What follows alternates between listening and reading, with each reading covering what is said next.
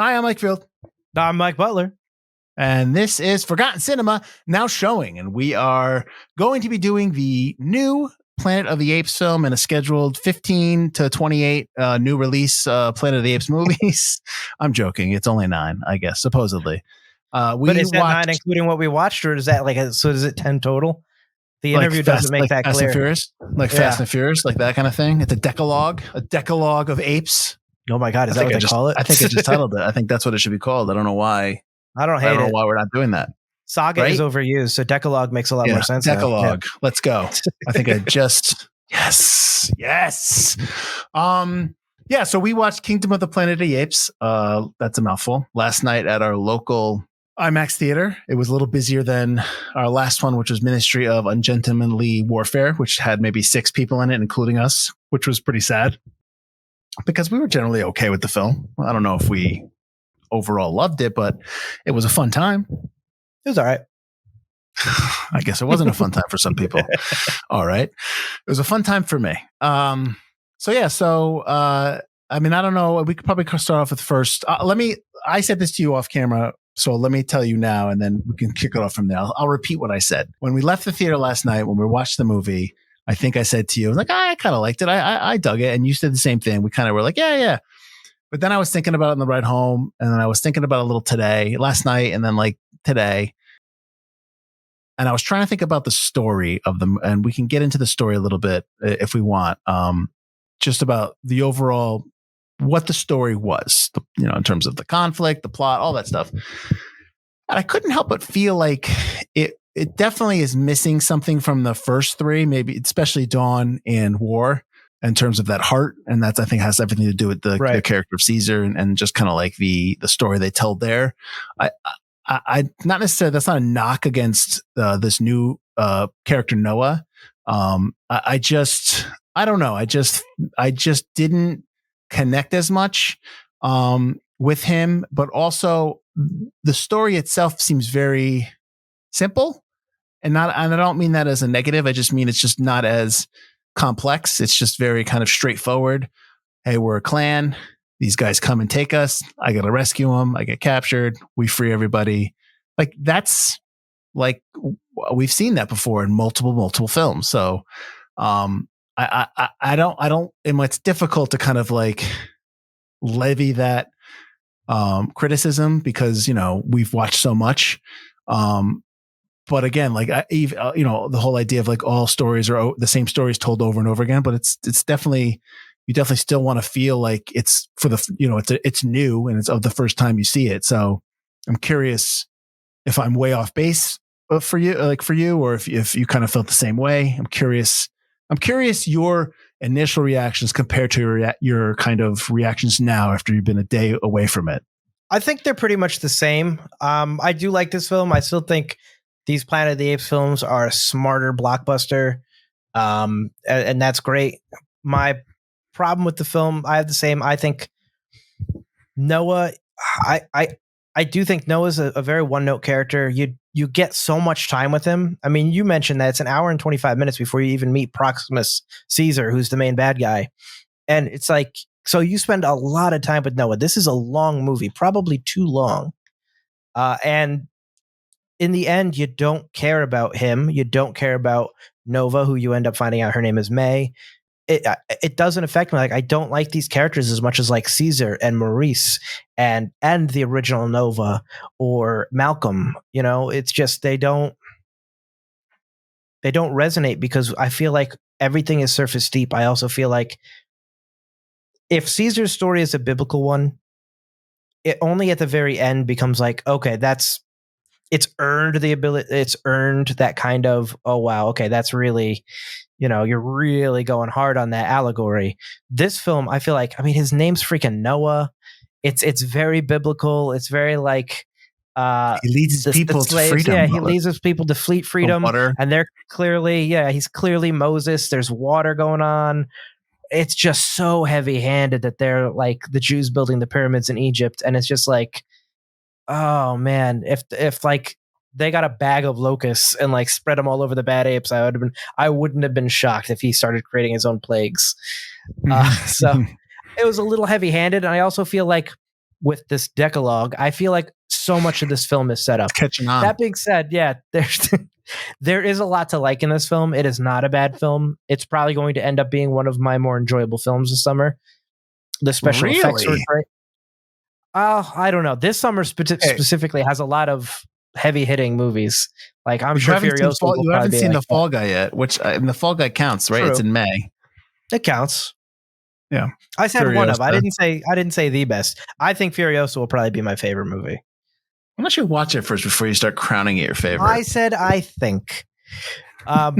So it's not like I think we're gonna kind of talk a lot about what didn't work with this film, and I feel like it's got especially for me.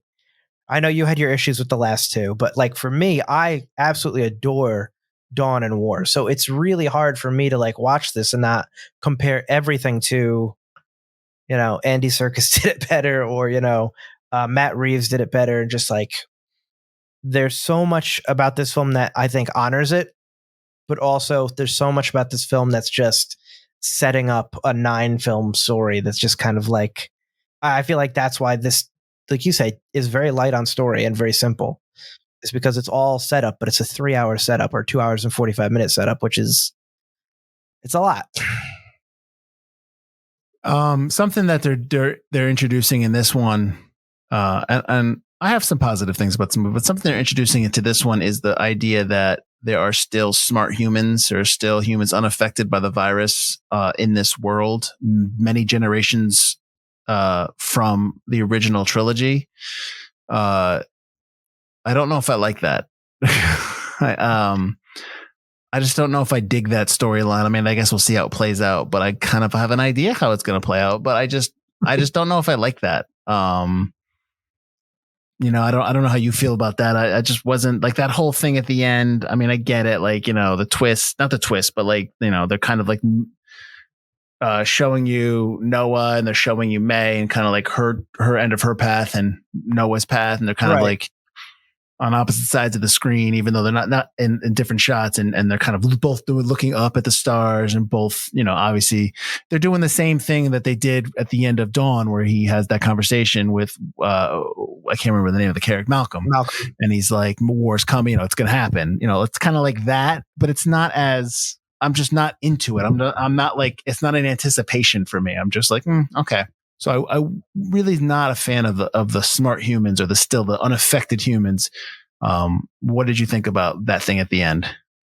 I mean, I think one way or the other, we were going to get smart humans. I think they are a little too connected. If it's many generations, they're very organized in a very like weird way. And they made contact with another base like right away, which was kind of convenient. But I get like, at the end of this movie, I have to pee probably, so I don't want to wait 20 minutes for them to get a response. But I do agree with that. But one way or the other, we were going to get smart humans. I think this is, like I said, these movies were one way or another going to lead toward an actual all-out war with human. Like, War for the Planet of the Apes was more like the war for the morality or the soul of the Planet of the Apes, and like this is actual physical war for the Planet of the Apes. And now it really is a Planet of the Apes. Now it really isn't humans' planet at all. So I think you were going to get there any either way. I do like you say, the dichotomy, the relationship between May and Noah is absolutely not what the trailers made it seem to be. I think that was the most interesting part of the movie. It was not like they fall in love or they fall into becoming friends. It's straight up, I know you're going to betray me. I know you're got your own backstabby plan, but I think I can use that to my advantage, and I think I can help you. So let's work together.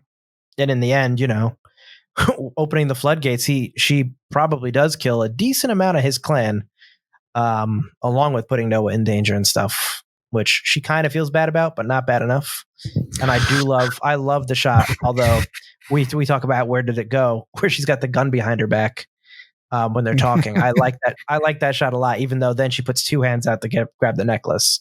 So it's like, where did that go? But exactly. What happened here? where did you drop it? Poof. Sorry about that. Ignore that. Yeah. But I do love that idea that she doesn't trust him even at the end of the movie. I like that. Okay. So here's a problem right now. We're sitting there like many generations, I went and looked while you were talking on Wikipedia. Did you see how long this is supposed to be in the future from war? Oh, that they actually say? How long? You give me a guess, and I'll tell you.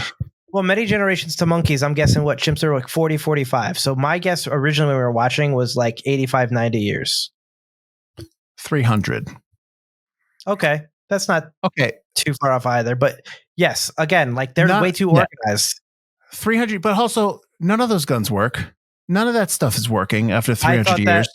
Did one of us tell the other person that? Like when after after the movie was over, like those guns are rotted. Those maybe the missiles work, but all the guns don't work. Right.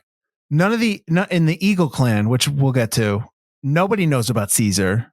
Caesar's words are they're being misrepresented by probably a bunch of other evil factions. Nobody knows about any of that. Is that there's evil Caesars everywhere. Yeah, and I'm sure Caesar's line could even be dead. But these humans know about the satellite uplinks, and they know about all that equipment's not working. Like they know all about that stuff. I'm sorry, but like that, I think they know too much about it. But at the same time, they were probably taught within these bunkers these specialized skills. Well, then this next movie, I do agree with you. They're still a little too. They seem too smart. This next movie better explain all that. Like that's my thing. Like, okay, that's fine. You introduced them, and it's really not. This isn't the movie to tell me about them, and that's great. That's fine. But this next movie better, because 300 years into the future, and they're pretty. They know what's going on. This is like It's like people stopped existing in 1724, and we're the remnants of them. And where are we going to be? We're gonna. I just don't get that, but that's fine. Let me tell you what I did like. I did like the different look of, well, number one, you could tell that the effects were much better, because when they start off with Caesar and they're burning him, and they have the Maurice's face, and like he had so much more detail on his face, detail and definition on his face. You're like, oh my God, that looks 1,000 times better. And the other version wasn't bad. So you can tell how it's advanced. But I did like the whole thing with the Eagle clan and the Eagles and how they raise them, and just kind of like a different, you know what I mean? Like a different look at a different clan of apes, and just kind of like how they survive in the world, apparently on a lot of fish, hunted by eagles. Yeah. That's one of the things I wanted to bring up. They're the only like fish-based clan. Like if you're talking about like Native Americans, that lives nowhere near water, nowhere that lives near a large body of water. We never really see it, and yet they're a fishing clan. It's like, shouldn't you be by a river? Why are you making this so hard on yourselves? Yeah, well, I do agree. That is cool. Yeah, it was a nice kind of like a different look at just the apes, and that we're not getting the same ones. And I assume this is what they didn't really say what city they're. They don't tell you what metro. I mean, assume it's not San Francisco. It's somewhere further down south, probably, because it's very tropical. It seems like it's very warm all the time. Well, not very tropical, but somewhat tropical. When she goes to the satellite array, I'm assuming that's in Nevada or New Mexico. So I'm assuming that's in like desert. But also, they're also next to the water. But also, you have to assume that the nature has retaken the earth. So it's that vegetation that we see could be anywhere. You know what I mean? Like everything's overgrowing everywhere. So it could be completely a different kind of landscape of what the world is compared to like where they are. So we can only guess. Who knows? What else did you like? What else did you kind of like? I don't want to say what else did you like about it, but like what surprised you that you hadn't seen, you maybe saw in this one, but didn't see from the last three, or the original trilogy, whatever we're calling them. I mean, I like the idea of, I like Raqqa. I thought it was too bad that he got kind of offed really quick. I mean, I have my gripes as well. I think that Noah buys into Raqqa's teachings of Caesar way too quick. Mm-hmm. Like, it's like, wow, you're all of a sudden like an apostle of Caesar, and you just met Raqqa talking about him. So I thought that was interesting. But I do like Raqqa having this broad knowledge of Caesar, and this kind of, books are important, but we never get the idea that he knows how to read them, just that he wants to protect them. But and he knows stuff about, Caesar made these. It was Caesar, which was probably through Maurice, created these habitats for these wild humans, or echoes, as Noah calls them, to live and thrive as herds. And then talk about how it's rumored Caesar was raised by I think they did a really good job talking about the last three movies without making it heavy baggage, Okay. but still making it like a mythology kind of a thing. I thought that was very well done, because you could definitely like exposition dump to the point where it's just like, if you haven't seen the 3 movies, it's too bad. I'm sorry, but or just like one long monologue. I don't think you needed to see you obviously don't need to see the 3 films to watch this film, and you shouldn't have to, with the exception of War for the Planet of the Apes. I mean, I guess because it's a continuation of Dawn, I think it enhances your emotional connection to Dawn. To War, if you watch Dawn, because you're continuing that and ending the Caesar storyline. Mm-hmm. But this one, I don't think you need to. I don't think you need to watch the first. You should. Yeah, it's good too, because then you have that background. But I don't think you need to. I think it's a standalone in and of itself, and I think maybe it's getting the same treatment that we gave Rise, because it has to. And I think you said this either that night or maybe earlier in this recording, because I wasn't paying attention. Was that it's a bit of an origin story, so you're kind of forced to deal with a lot of that stuff that is saddled in an origin story. It's very difficult to get around that. You have to explain things. You're introducing brand new characters, so we can't dive into this movie like we could dive into War and Dawn, because we don't know any of these people. We don't know any of the apes, excuse Absolutely, me. Yeah. The apes are people. No, of course. Totally. Yeah, I agree. I do think we get more of a feeling for Caesar in Rise, though, with that kind of baggage. You do get more of, okay, this is who Caesar is. This is where Caesar's going. I care about Caesar. I don't, not that I don't care about Noah and his journey, but like, I don't have that connection with him. And maybe, again, something Andy Serkis said when he was doing the trilogy is, who else gets to play a character from birth to death? We're meeting Noah. He's finally an adult. So we've missed his life growing up. We don't have that bond that kind of the original trilogy was lucky enough to really form with an audience. So when Noah's about to be in danger and stuff, it's like, yeah, I want the hero to win. He seems like a good guy, or ape guy. But do I care about him as much as I cared about Caesar? I think the story just needed to be a little stronger, or the villain needed to be a little bit more hardcore. Like Proximus has some great lines, and I think he's really well acted and performed, but I don't think he has that menace or that staying power that Koba has. Like Koba would always they're gonna have to really stop Koba. Villain. He's a strong antagonist. I think with Proximus, he needs to kill somebody. He needed to kill the guy that comes in, that his buddy, that when they're at dinner and he spills all the nuts all over the place. He needs to kill him. Like, he needs to kill somebody in order for you to really feel threatened by him. It makes no sense how they open the front gates at the end of the movie, and she's like, we have to be quick, and they're all waiting for him. That doesn't make any sense to me, because they said you shouldn't trust a human, so she betrayed you. I didn't get that either. Yeah. I didn't, because there's nobody that was there that there wasn't an ape that told on them. She didn't tell him. So there's really no reason for you to be in front of those gates like you surprise them, unless you're just walking the gates and like, oh, the gates are opening. So I didn't quite, and maybe I missed it. Maybe it was just something I missed. No. But I didn't get it. I didn't get why that was like such a, like, oh my God, you were turned on. I didn't, when? When did that happen? So I don't think it happened. It was just like, okay. Yeah, and I made the comment to you when we were watching the movie. Yes, I was talking in the theater. I made the comment to you that, like, they're in this encampment. They're trapped. They're basically forced labor, and they're like walking around like nobody's business. The guards are the worst guards ever. They're able to just traverse everywhere. Like, set up their big plan at the end. They're basically loading gunpowder everywhere, and bombs everywhere, and murder. They murder a guy. Yeah, he comes out and starts yelling at them. Yeah, and they just off him, and like nobody says no. The guards aren't like, are they not working? Like, I don't get it. That's supposed to be the destroyed or the overturned oil tanker. Is supposed to be Proximus's like castle. Noah clearly scales the wall into May's room. He just hops up. Hey, what's up? Yeah, hey girl. Yeah, I didn't understand that. I didn't get that at all. And then, I mean, I'm going to bring this up, but I mean, it's really not, it's a nitpick. We talked about this. Where are the dogs? There's no dogs around. There's no domesticated animals. There's none of that. Yeah.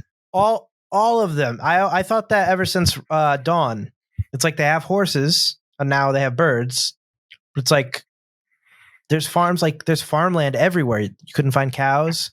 You couldn't find, donkeys, sheep, llamas, dogs, cats. Like no one has anything. The fact that it's been 300 years, and I get it. We see an eagle clan, so maybe the answer could be like, well, there's another farming clan. Like we don't. But the fact that are there going to be animal clans for all 9 movies? I'm just Each saying, like, going to be a new animal clan. I'm saying, like, where is at some point some type of civilization is going to come to the apes. I mean, if you know what I mean, there's not just living in the wilderness, but some kind of, I don't know what it is. I mean, he tells him, he's like, look what you see.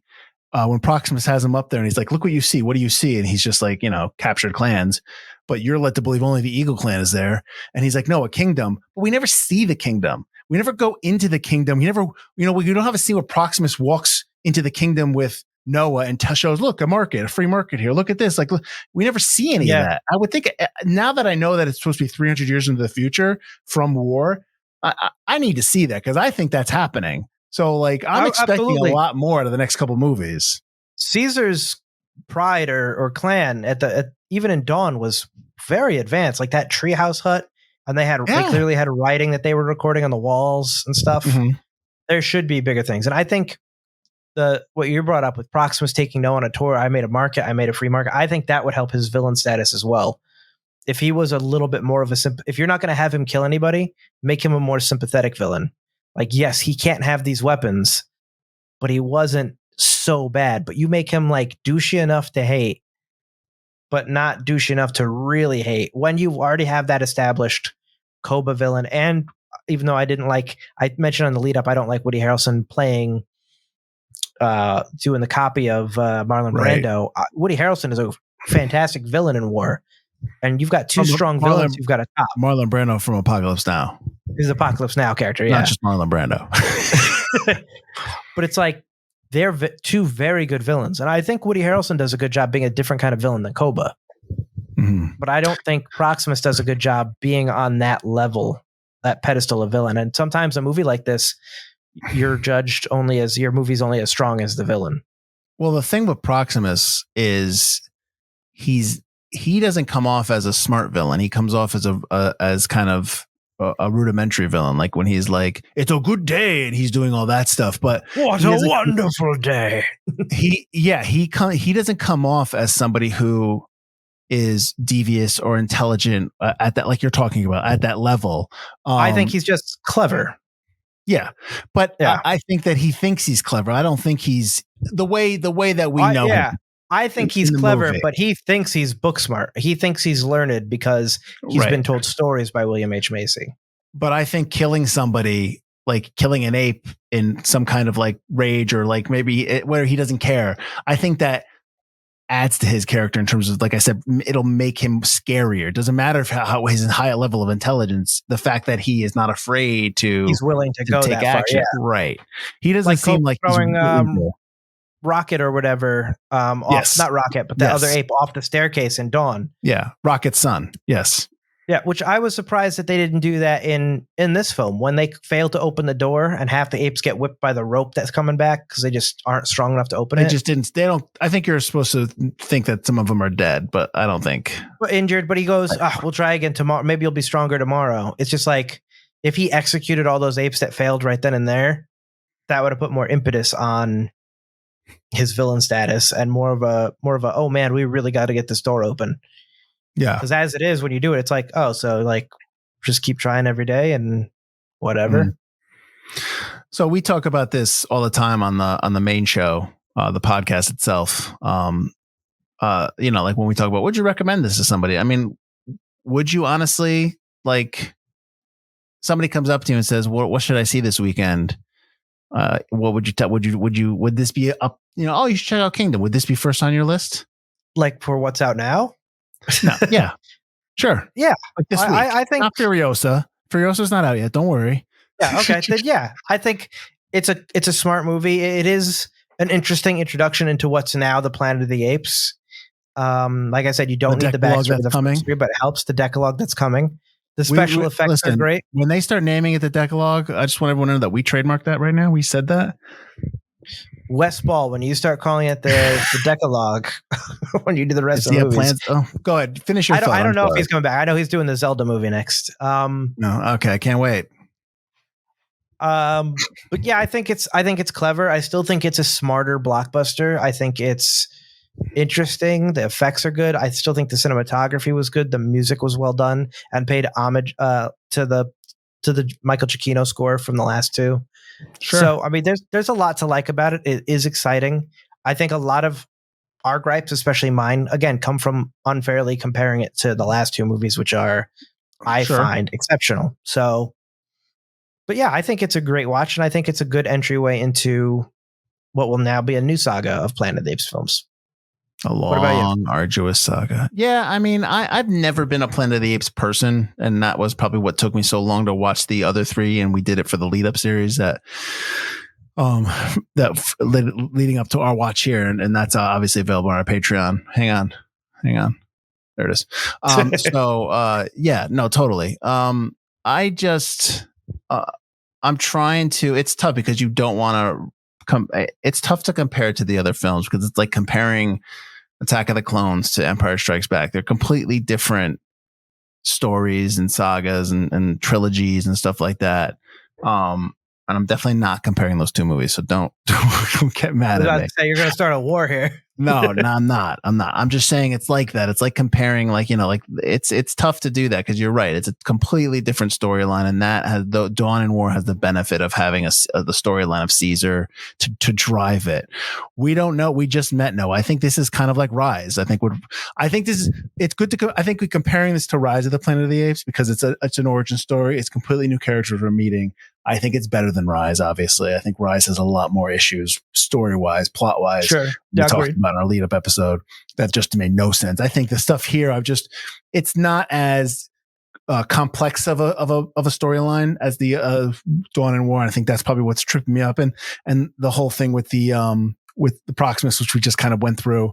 But I would definitely tell people to check this out if they kind of dug the other Planet of the Apes films or were interested. Like you said, I think it's a nice Saturday night film to watch. It is a bit long.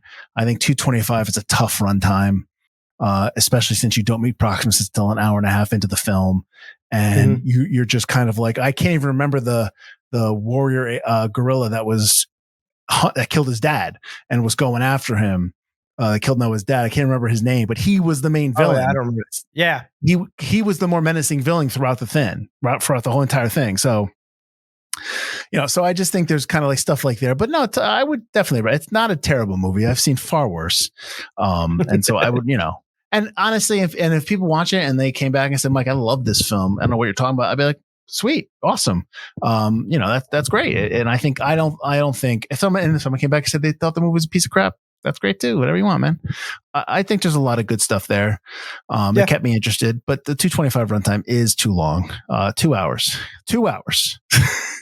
But I did like the ending, how Proximus gets it with the Eagles. I thought that was a great moment and a great scene. I thought that was really cool. And that's kind of like you see Noah becoming that leader. So I thought that was done really well. I just think like it was one of those scenes that like, we got to get to this scene now. And so when it happened, so it was kind of like, you know what I mean? Like he just defeated one boss. Now he's got to do the ultimate boss level kind of thing. So it felt very like video game kind of style, but still all good. I mean, that's all I got for this movie. What do you, I mean, if you got to add something else, if not, we could just do a quick pitch for us and then we can get out of here. Apes together strong. They changed it too. Yeah. Do it the old way because I'm holding my mic. That was in Dawn and War. And then they changed it to which honestly, 300 years later, I guess that makes sense now. Yeah. You're lucky it's not like Apes together strong. It's like something really weird. It'll be I hope in the next one, like there's some kind of TikTok that the apes have now, and they are doing the apes. They do a full dance. They've got social media. Caesar. Yeah, that's what's going to bring down the Planet of the Apes. The invention stepping up of the Planet of the Apes. Well, why don't you let everyone know briefly where they can find us, and if this is the first time seeing us, or like what we're all about. Do it briefly though, because your shtick runs long, man. Put the banner on the bottom. If you're watching us now, if you've never seen us before, we're Forgotten Cinema. We normally talk about, on our main show, we talk about forgotten films that seem to be forgotten by audiences. So we have 13 episode seasons. We're on season 17 right now. Check us out. We're on YouTube, wherever you get your podcasts. We put our episodes every Wednesday. We also have our Patreon. We talk about our lead up series. We do a lead up series this whole summer. We're going to do the Alien series, where if you're part of our Patreon, you can watch us talk about that leading up to our next now showing, not our next, but a future now showing for Alien Romulus. We'll be doing Furiosa next. And if you join our Patreon, it's free to join as well, just to join and get into our Discord, just to talk to us on the platform and talk about movies. We really want to build a film loving community where we just talk about film, where everyone's opinions are valid and right, even when they're wrong. And we just talk about films because we love films, and we don't think there's a really great place to talk about like a broad range of films like that. Not to cut you off, but on the last podcast, depending upon when you watch this, the second episode of Cinema of season 17 was a movie called Flirting with Disaster that I love from the 90s, and Butler had never seen, and he hated it. He didn't like it, and I didn't hate it. He didn't like it, and I was like, "What?" And so we don't go at it. We go at it playfully, of course, but he's wrong. But we have that discussion. So, and I think those are some of our better episodes, is when we don't agree on a movie. Like when I didn't like Rango and Butler got really upset with me that I didn't like Rango. I'm not the only one. Everybody else is like, you don't like Rango? And that's fine. Those are the better episodes. Yeah, when we pick. Oh, totally. And because it's just sticking to your guns and just kind of like, no, I just didn't dig it. And just kind of like, sometimes I'm like, I feel bad I don't like these movies or this movie or that movie, and you love it. I feel bad. And when we did Dawn, if you didn't end up liking Dawn, I would have been very upset. Well, that's how I feel about Rango. I was a little surprised, but when you didn't like Dawn, if you didn't like Dawn, I was going to be like, well, yeah. That's how I feel about some of the movies that I pick, like the new one coming out, the Abyss Special Edition. If I was like, if you don't like this movie, you said the podcast is over. Yeah. So yeah, I know. But yeah, I didn't mean to cut you off. But if you're done, that's it. So check us out, Forgotten Cinema. We're doing a bunch more of these, and check out the podcast, like, subscribe, follow, comment, share, hit us up. We're completely available and ready to talk. Thanks for listening. Thanks for watching. I'm Mike Field. I'm Mike Butler. And this has been Forgotten Cinema, now showing. Take care, everyone.